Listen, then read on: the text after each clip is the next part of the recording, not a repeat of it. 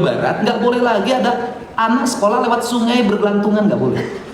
Saya pasti bangun, cepat selesaiin. Mau kewenangan desa, mau kabupaten, nggak ada urusan saya. Karena itu adalah martabat pendidikan di Jawa Barat. Mau SD, mau SD, nggak ada urusan saya.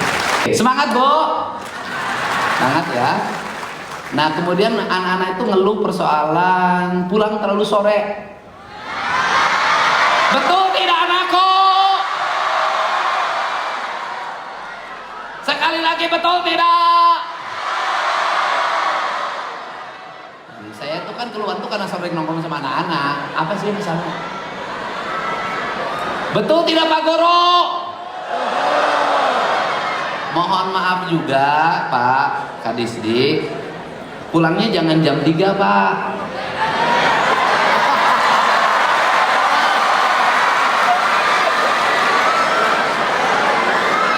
Bayangin loh, mereka sudah bangun jam 5, setengah 5, berangkat ke sekolah setengah 7, terus kalau pulangnya ke rumah setengah 4, Pak, capek Pak, kelelahan.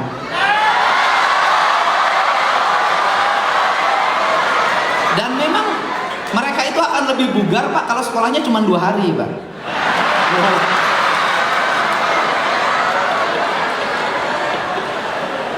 Sudah nyihiang ya, bolos wae. Nyihiang itu anak saya itu lebih lucu. Sekolah pertama kelas 1, sudah seminggu udah pindah kelas. Saya bilang, Nyihiang kok kenapa jadi kelas 2? Kelamaan gitu ya. Terus gimana? Minggu depan Nyihiang mau pindah kelas 3 aja, kacau sama. Saya bilang anak-anak juga. Nah, menurut saya idealnya coba ukur secara psikologi anak itu bisa kuat berapa jam dalam sehari. Kalau masuk setengah 7, menurut saya nih, saya bukan ahli pendidikan, menurut saya setengah 2 itu sudah harus pulang.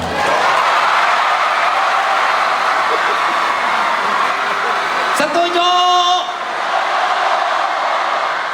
Sebenarnya yang berteriak tuh bukan anak-anak, guru, tapi guru nyuruh ke anak-anak. Nah, oke, setengah 2 itu harus pulang, Pak, karena hitung jam kerja PNS. Mohon maaf, PNS itu, ASN itu masuknya jam 8, setengah 8 kan? Ya kan? Setengah 8 kan? Pulangnya setengah 3. Kayaknya bukan kayak guru. ASN mah macam HP hungkul digaji gigiran. Bener nggak? Jangan disamain nama guru. Nutur-nutur gubernur hungkul digaji, gitu aduh. Jangan disamain. Guru ini kan fokus, Pak. Fokus, ya kan? Nah, coba tolong dikaji lah. Saya akan minta kaji saja. Mereka pulangnya jangan jam setengah 3 atau setengah 4. Pulangnya setengah 2.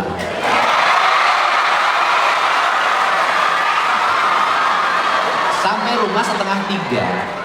Dia mandi, istirahat, setengah 4 sudah berkumpul di rumah. Tapi dengan catatan anak sekolah pulang sekolah langsung ke rumah. Jadi nanti kalau nanti Polri menemukan anak-anak pulang sekolah tidak langsung ke rumah, maka jam pelajarannya tambah sampai maghrib. Setuju nggak?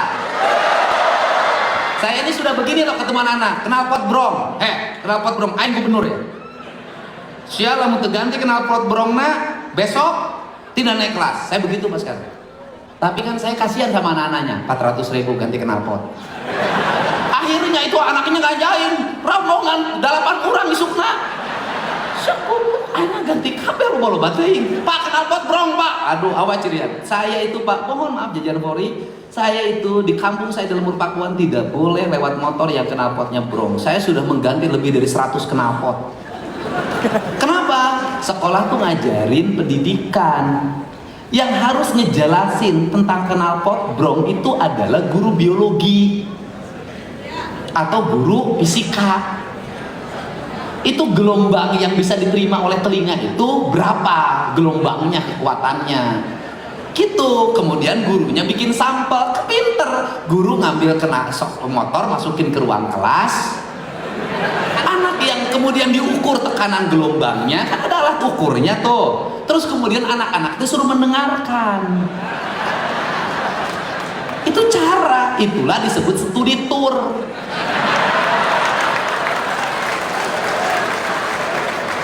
Nah terakhir studi tour. Nih, gini deh. Pendidikan akan mengalami kemajuan kalau guru memiliki kewibawaan yang tinggi. Maka guru dalam strata zaman kerajaan itu kelasnya tinggalnya di altar. Guratnya gurat air, artinya dia kelas tinggi dalam lingkungan istana yang dia harus independen. Tidak boleh guru menjadi bahan ejekan. Kenapa saya menghentikan sekolah tuh nggak dalam pungutan ini, tetapi saya sudah minta 2026 dana bantuan untuk sekolahnya ditingkatin. Untuk apa? Mengcover kekurangan-kekurangan yang dilarang oleh gubernur. Betul nggak? Kan nggak boleh ini, nggak boleh ini, nggak boleh ini. Tapi di sekolah itu kan kadang-kadang ada kebutuhan ini. Nah itu harus dihitung detail dalam rencana anggaran. Itu loh. Saya ridho kok, nggak ada masalah.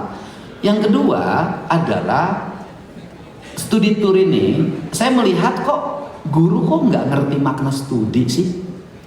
Studi itu kan proses pembelajaran, tour itu perjalanan. Artinya perjalanannya untuk melakukan penelitian, untuk melahirkan karya ilmiah, jurnal kalau dalam istilah akademik. Jadi nggak usah jauh-jauh belajar itu.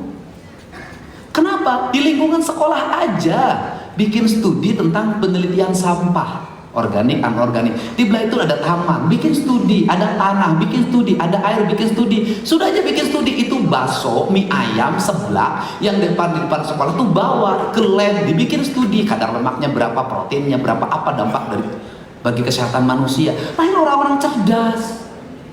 Sekarang tuh nggak peduli. Mohon maaf, saya sangat peduli pada pendidikan. Saya tinggal di Subang, lewat namanya SMA 2 sama apa tuh, stiper apa tuh, berantakan. Saya tuh nggak pernah ngomong APBD, bongkar beresin, saya bayarin, selesai rapi. Sekolahnya sadar. Ke depan mohon Pak Sekda koordinasikan dengan PU, 1 kilometer menuju sekolah harus bertrotoar dengan baik.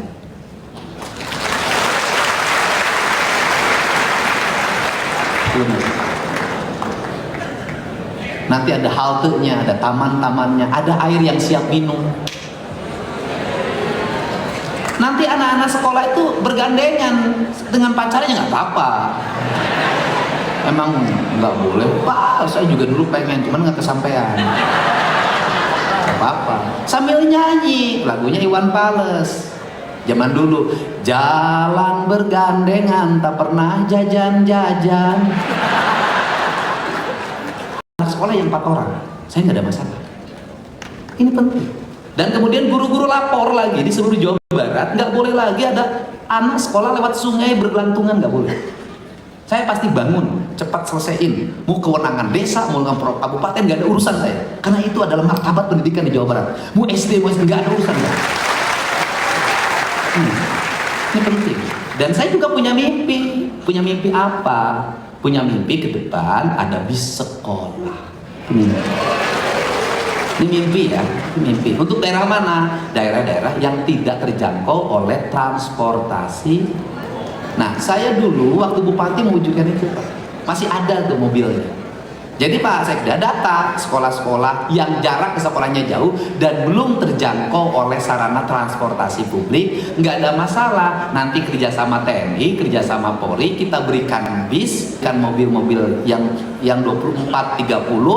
Dulu saya sopirnya itu Koramil. Waktu di Purwakarta, ketika naik mobil mereka selalu menyanyikan lagu-lagu nasional. Pendidikan. Nanti juga bisa ada Babinsa, Babin Kaptipmas, udah bisa nyetir, nggak apa-apa. Pagi-pagi nganterin anak ke sekolah, siapin mobilnya milik Pemprov, serahin sama mereka, suruh dikelola, kan gitu, kan nggak ada masalah. Nah, ini yang dibangun. Jadi untuk studi tour ini saya ingin lagi, apalagi yang saya inginkan, nggak boleh lagi guru jadi bahan nyinyiran bulian orang tua siswa. Nggak enak dengernya Pak saya. Aduh, mah guru nawe yang gratis di keluargana. Kenapa? Nanti ada tahapnya Pak. Saya juga ada tahapnya menyadarkan orang tua. Apa itu? Kalau anaknya jajan 30.000 nggak pernah ribut.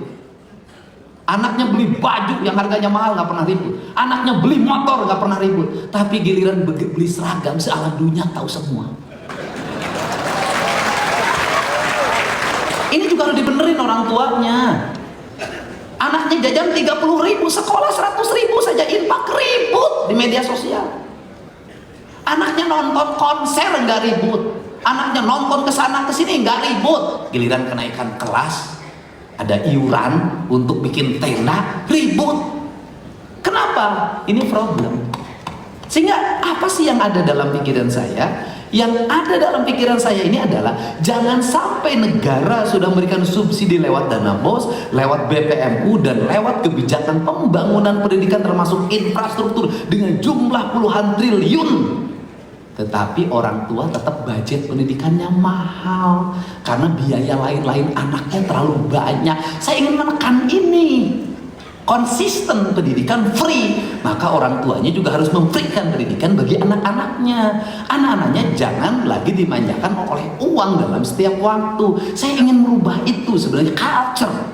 Asal sohor, ajente, teko. Ini culture yang ini bangun. Untuk itu saya ucapkan terima kasih atas dukungannya pada semuanya. Mari bersama-sama wujudkan pendidikan yang berkualitas, yang bermartabat, pendidikan istimewa bagi masyarakat Jawa Barat, dan guru-guru yang istimewa, murid-murid yang istimewa, anggaran yang istimewa, kurikulum yang istimewa. Semua harus dilakukan dengan keistimewaan. Saya ucapkan terima kasih. Saya tidak bisa sampai akhir karena saya ditunggu di Unpad. Ada kunjungan Bu Titi, Pak Soeharto ke Unpad. Saya sudah ditunggu di sana. Semangat! Semangat! Semangat semuanya. Kita bangun sistem yang transparan, terbuka, akuntabel. Ini adalah prasyarat menuju kemajuan. Kita bangun anak-anak Jawa Barat cager, bener, pinter, singer. Allahumma afiq ila aqwamit thoriq. Assalamualaikum warahmatullahi wabarakatuh. Sampurasun.